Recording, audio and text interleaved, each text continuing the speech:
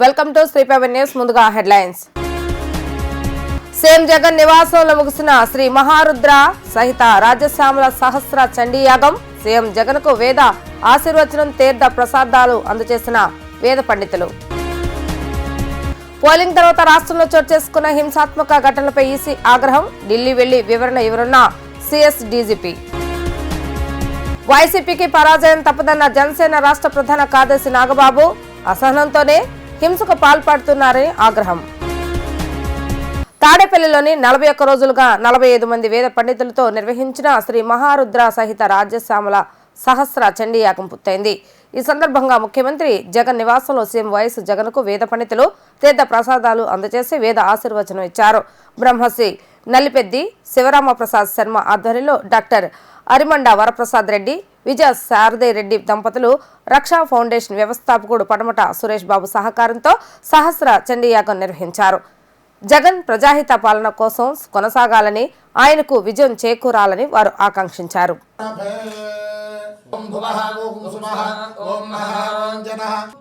సర్వేషాం ప్రజానాం సంతోషకరణార్థం ఆంధ్రప్రదేశ్ రాష్ట్ర పునః ముఖ్యమంత్రి పదవి యోగ్యత ఫలసిద్ధ్యర్థం ఏమ సింహాసనం సమర్పయామి, పాద్యం సమర్పయామి. నిర్వాచన స్థలేషు నిర్వాధిక అనుకూల అభిమత దాన సిద్ధి ద్వారా భవంత శ్రీమంతో మహాంతోర గృహంతో దేవస్య గృహే మణయో వసన్ చండీ పరదేవత అనుగ్రహ ప్రసాదేన పునః ముఖ్యమంత్రి పదవి యోగ్యత ఫలసిద్ధిరస్తుతి భవంత శ్రీమంతో మహాంతోర గృహంతో.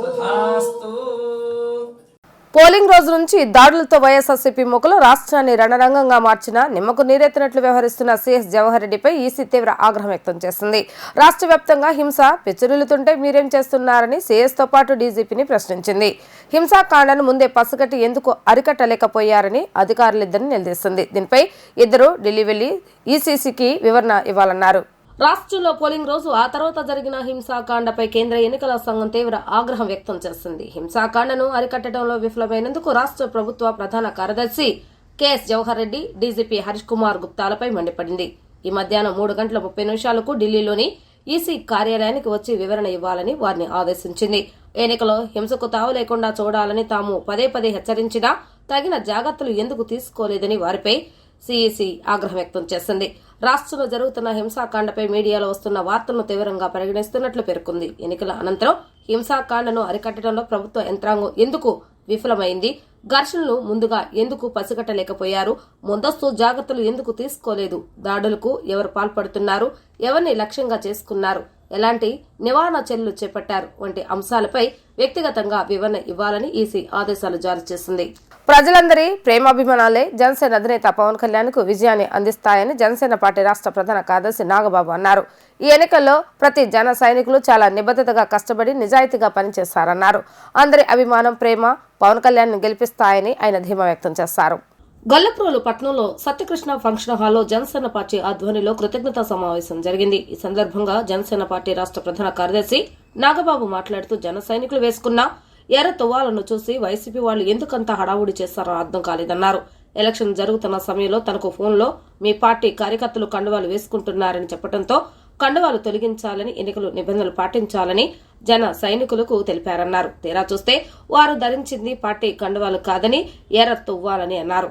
ఈ ఎన్నికలో ప్రతి జన సైనికులు చాలా నిబద్ధతగా కష్టపడి నిజాయితీగా పనిచేస్తారన్నారు. మీ అందరి అభిమానం, ప్రేమ పవన్ కళ్యాణ్ గెలిపిస్తాయని అన్నారు.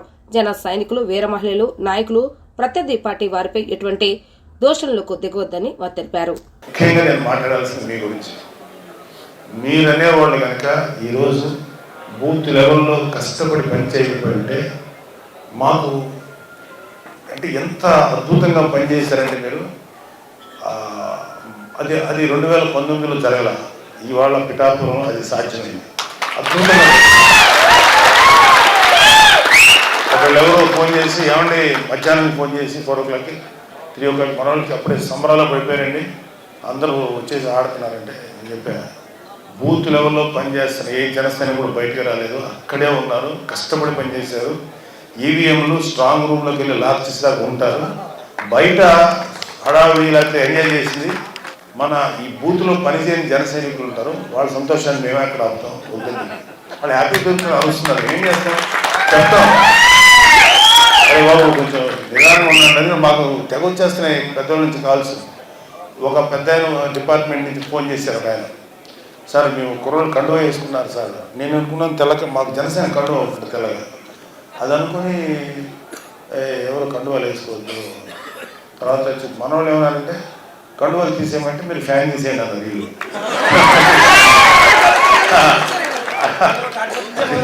అదే తెలుస్తున్నారు. అయితే కండువాలు తీసేయమంటే తర్వాత చెప్పాను, ఆయన ఏ కండువా వేసుకున్నారండి, ఎర్ర కష్టపడేవాడు వేసుకునేదండి. అది ఒక కార్మికుడు ఒక కర్షకుడు చెమట తుడుచుకుంటే అది కార్మికుడు కర్షకుడు యొక్క దీనికి మూడున అందరం ఒక మంచి న్యూస్ వింటారని నేను కూడా అభిలషిస్తున్నాను. కూటమి రాబోతున్న అన్ని చోట్ల రిపోర్ట్లు వస్తున్నాయి. బట్ మనం ఆ రోజు ప్రాక్టికల్గా చూద్దాం. అప్పుడు దాకా మీ ఆవేశాన్ని అది ప్రస్తుతానికి మీ కుటుంబాలతో చక్కగా గడపండి. మీరందరూ కూడా ఎంతో కొంత దూరం అయి ఉంటారు మీ కుటుంబాలకు మాలాగే. వాళ్ళందరితో సంతోషంగా గడపండి. ఎవ్వరు కూడా కులాలు మతాల గురించి కాదు. మా పవన్ కళ్యాణ్ అన్నారు, అది పవన్ కళ్యాణ్ గారు సాధించారు. అందరి వాడు పవన్ కళ్యాణ్ నిజాయితీ నిలబడతారు. అందరికోసం అందరూ అవడానికి 10 సంవత్సరాలు వాళ్ళు ఎలా ఉంటారంటే వైసీపీ కానీ కొంతమంది వీళ్ళు ఇతను అర్జెంటుగా ఒక కులానికి ఒక మతానికి పెట్టేస్తే ఇతను అక్కడే ఉండిపోతారు ఎదగడని. వాళ్ళందరి మాటలను బొమ్మ చేస్తా గత 10 సంవత్సరాల నుంచి ఎన్నో మాటలు పడతా అందరికీ నేను అందరి కోసం పనిచేసే వ్యక్తి నేను ప్రూవ్ చేసుకోవడానికి ఇంతకాలం బట్టి అందరి మనుషులు అన్నట్టుగా బిల్డప్ ఇచ్చేవాళ్ళు వైసీపీ వాళ్ళు. దయచేసి నమ్మకండి, వాళ్ళకి అసలు ఎవరి మీద ప్రేమ లేదు. రాజకీయ కక్షతో ఏపీ ఎన్నికల సమయంలో టీడీపీ హింసాకాండను ప్రదర్శిస్తుందని వైసీపీ రాష్ట్ర ప్రధాన కార్యదర్శి సజ్జల రామకృష్ణారెడ్డి ఆరోపించారు. టీడీ హింసాకాండ అల్లర్లు సృష్టించిన ఈసీ ఉదాసీనంగా వ్యవహరించిందని విమర్శించారు. అల్లర్లు జరుగుతున్న పోలీసులు పట్టించుకోలేదన్నారు.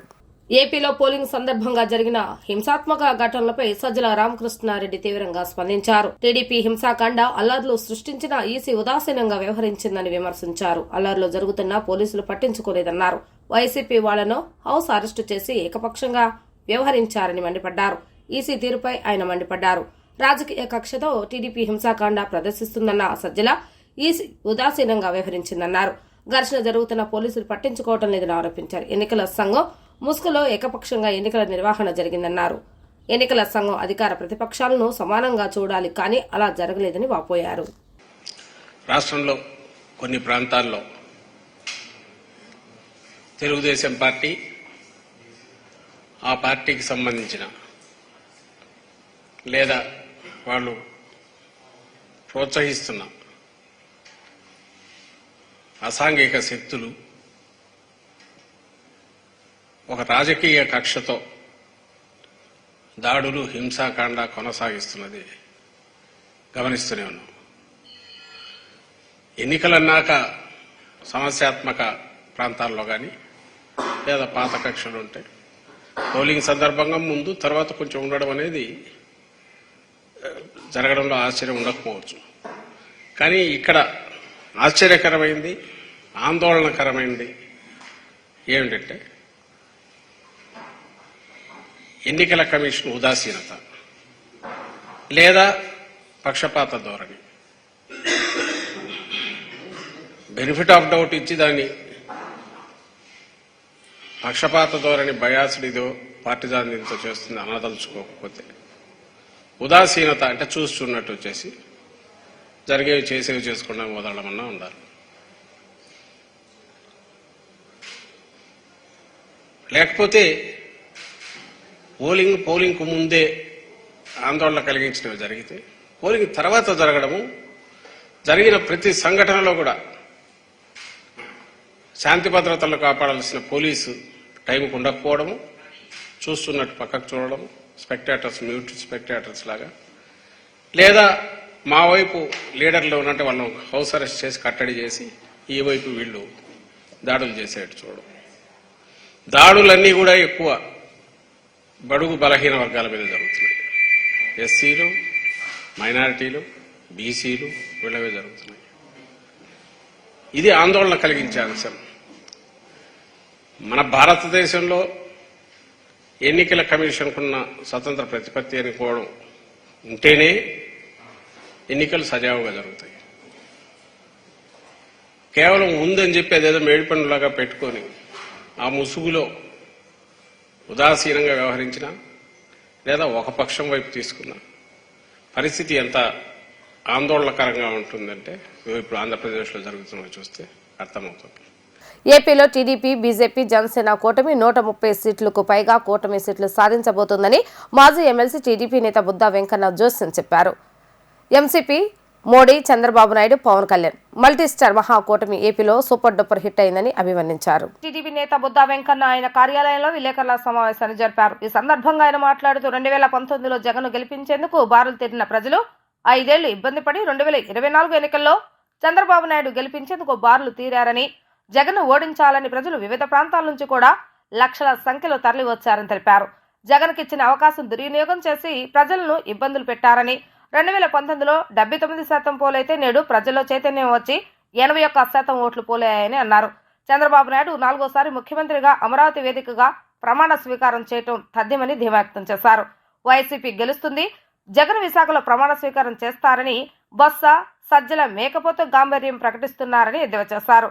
చంద్రబాబు నాయుడు వంటి నాయకుడిని అన్యాయంగా జైల్లో పెట్టారన్న కక్షతో ప్రజలు జగన్ను ఓడించాలని ఓట్లు వేశారని, సైకిల్పై పడిన ప్రతి ఓటు చంద్రబాబు నాయుడును చూసి ప్రజలు వేశారని, రాక్షస పాలన అంతం చేసేందుకు భువనేశ్వరి, బ్రాహ్మణులు కూడా ప్రజల్లోకి వచ్చారని, బేషరతుగా మద్దతు పలికి వైసీపీ వ్యతిరేక ఓటు చెల్లనివ్వకుండా పాత్ర పోషించిన పవన్ కళ్యాణ్కు ధన్యవాదాలు తెలిపారు. 2019లో ఎలాగైతే జగన్మోహన్ రెడ్డిని గెలిపించడానికి బారులు తీరారో ఇలాంటి మనం గెలిపించామని 2024లో అర్ధరాత్రి వరకు బారులు తీరడమే కాకుండా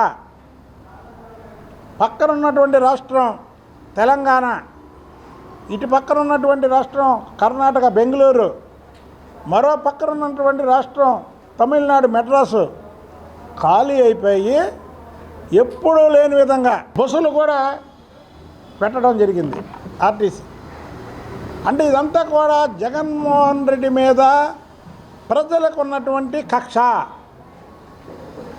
జగన్మోహన్ రెడ్డి పరిపాలన మీద ప్రజలకు ఉన్నటువంటి కక్ష, జగన్మోహన్ రెడ్డి చేసినటువంటి చేష్టల మీద ప్రజలకు ఉన్నటువంటి కక్ష.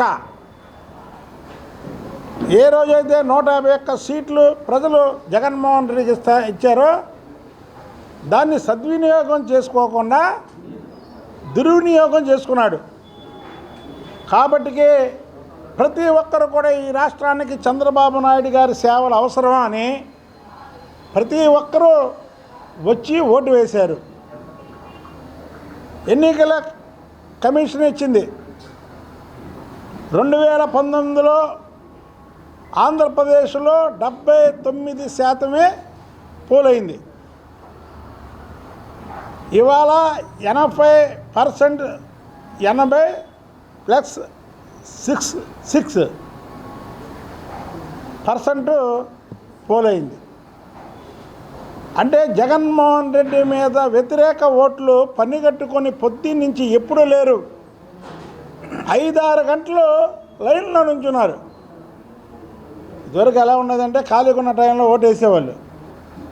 అరే 5-6 గంటల నుంచి ఉంటే జగన్మోహన్ రెడ్డి రాష్ట్రం నుంచి వెళ్ళిపోతాడే, ఈ 5-6 గంటలు మనం ఎందుకు కష్టపడకూడదు ఈ రాష్ట్రం గురించి, చంద్రబాబు నాయుడు గారు ఆ వయసులో కూడా ఈ రాష్ట్రం గురించి ఇంత కష్టపడుతున్నాడు, మనం ఒక్క 5 గంటలు కష్టపడకూడదా అని లైన్లో నుంచొని 5-6 గంటలు జగన్మోహన్ రెడ్డిని ఓడించారు. ఆంధ్రప్రదేశ్ రాష్ట్రంలో మరోసారి వైసీపీ అధికారంలోకి వస్తుందని మంత్రి మేరుగు నాగార్జున తెలిపారు. ఇది పేదలకు పెత్తందారులకు మధ్య జరిగిన యుద్ధం. ప్రజలు నిజమైన నాయకునికి పట్టం కట్టబోతున్నారని ఆయన ధీమా వ్యక్తం చేశారు. ఈ సందర్భంగా మంత్రి మేరుగు నాగార్జున మాట్లాడుతూ జూన్ 4వ తేదీన వైసీపీ సునామీ రాబోతుందని ఊహించిన చంద్రబాబు నాయుడు ఫ్రస్ట్రేషన్లోకి వెళ్లాడన్నారు. ఇందులో భాగంగా పల్నాడు జిల్లాలో వైసీపీ నేతలపై దాడులు చేస్తున్నారని, సమస్యాత్మక ప్రాంతాల్లో సెక్యూరిటీ పెంచాలని కోరినా కూడా ఎన్నికల కమిషన్ పట్టించుకోలేదని మండిపడ్డారు. కేంద్ర ప్రభుత్వంతో కుమ్మక్కై చంద్రబాబు నాయుడు ఎన్నికల్లో అక్రమాలకు పాల్పడ్డారని ఆరోపించారు. పోలీసులు టీడీపీకి కొమ్ము కాశారు. అధికారంలోకి రాగానే ఎన్నికల్లో అక్రమాలకు వంతపడిన పోలీస్ అధికారులపై విచారణ జరిపిస్తామని అన్నారు. ఘోరాతి ఘోరంగా ఎన్నికల్లో టీడీపీ నేతలు దాడులు చేస్తారని మండిపడ్డారు. జూన్ 4వ తేదీన రాష్ట్ర చరిత్రలో నూతన అధ్యాయం లెక్కిస్తాం. రాష్ట్రంలో రామరాజ్యం రాబోతుంది. పేదలు వైసీపీకి ఓటు వేస్తారని దాడులు చేస్తున్నారన్నారు. వైసీపీకి అండగా నిలిచిన ఎస్సీలు, ఎస్టీలు, మైనార్టీలపై పనిగట్టుకుని టీడీపీ దాడులకు ఉసుగొలిపిందన్నారు. డీబీటీల ద్వారా నిధులు ప్రజల ఖాతాలోకి రాకుండా టీడీపీ అధినేత నారా చంద్రబాబు నాయుడు అడ్డుకున్నారని ఆయన వెల్లడించారు. జగన్మోహన్ రెడ్డి గారు ఎప్పుడు ఒకటే చెప్పారు, పేదలకి పెత్తందారులకి మధ్య పోటీ అని. అదే ఈరోజు ఆంధ్ర రాష్ట్రంలో జరిగింది. ఇంత జరుగుతూ ఉంటే Chandrababu Naidu, Pawan Kalyan, BJP party, Congress party, communist పార్టీలు అంతా కలిసి దుమ్మెత్తి పోస్తే ప్రజలు మాత్రం మాకు నిజమైన నాయకుడు జగన్మోహన్ రెడ్డి గారని తీర్పులు ఇవ్వబోతా ఉన్నారు. వారికి పూర్తిగా మేము ధన్యవాదాలు తెలియపరుస్తూ ఉన్నాం. నిజంగా జూన్ 4వ తారీఖున దేశ చరిత్రలో ఆంధ్రప్రదేశ్లో ఒక పెద్ద సునామీ రాబోతా ఉంది. వైఎస్ఆర్ కాంగ్రెస్ పార్టీ గొప్ప విజయాన్ని నమోదు చేసుకోవటానికి ఆస్కారం కలుగుతూ ఉంది. వీటిని గమనించి చంద్రబాబు నాయుడు అనే ఒక పెద్ద ప్రెస్టేషన్కి వెళ్ళిపోయి చేయిస్తానికి, అఘాయిత్యాలు చేయిస్తానికి, అమానుషాలు చేయిస్తానికి, రాష్ట్రాన్ని రావణకాష్టం చేయిస్తానికి ప్రిపేర్ అయి ఈరోజు అనేక ప్రాంతాల్లో దాడులు, అఘాయిత్యాలు చేయిస్తూ ఉన్నాడు. మీరు పర్టికులర్గా చూస్తే పర్టికులర్గా పేదల మీద వైఎస్ఆర్ కాంగ్రెస్ పార్టీకి ఓటేశారు, వైఎస్ఆర్ కాంగ్రెస్ పార్టీకి అండగా ఉండాలని ఎస్సీ, ఎస్టీ, బీసీ, మైనారిటీల మీద దాడులు చేస్తున్నటువంటి తీరు ప్రజలంతా గమనిస్తూనే ఉన్నారు. ఉదాహరణకి పల్నాడు జిల్లాలో కొణిజేల్లో కానీ బీసీ మహిళ ఓటేసిందని ఇంటి మీద దాడి చేసి అఘాయిత్యానికి పాల్గొన్నటువంటి పరిస్థితి. అట్లాగే మాచర్లలో బేడ బుడగ జంగాలు ఓటేశారని చెప్పి వారి మీద దాడి చేసిన పరిస్థితి. చిలకలూరుపేటలో అయితే ఎస్సీ అతను ఏజెంట్గా ఉన్నాడని ఇంటి మీద దాడి చేయించినటువంటి తీరు కానీ, అట్లాగే సత్తిపల్లి ముప్పాడలో దళితులు, పేదవారి మీద దాడులు, రాళ్ల దాడి చేయించిన తీరు. ఇది పెదకొరపాడైతే ఖమ్మంపాడులో ఎస్సీ, ఎస్టీల ఇళ్ల మీద దాడులు. రాష్ట్ర వ్యాప్తంగా చంద్రబాబు ఒక ప్రత్యేకమైన కుట్రతో అతను ఆలోచన సరలే ఈ పేదవాళ్ళని బ్రతకనీయకూడదని. ఎప్పుడు ఈ పేదవారు జగన్మోహన్ రెడ్డి గారి వెంట నడిచారో, జగన్మోహన్ రెడ్డి గారికి కొమ్ము కాశారో అతనికి ఎక్కడ. ఇంద్రకీలాద్రిపై ధర్మపదం కార్యక్రమంలో భాగంగా విజయవాడకు చెందిన కంకటాల జ్ఞానేశ్వరి శిష్య బృందం బుధవారం ఆలపించిన లలిత గీతాలు భక్తులను ఆకట్టుకున్నాయి. జగన్మాత దుర్గమ్మ విశిష్టతపై వారు పాటలు ఆలపించారు. కళాకారులు సూర్య తబలా, నగురుల్లి, వయోలిన్ వాయిద్య సహకారం అందజేశారు. దేవస్థానం ఇబ్బంది వారికి ఆలయ మర్యాదలతో అమ్మవారి దర్శనం చేయించారు.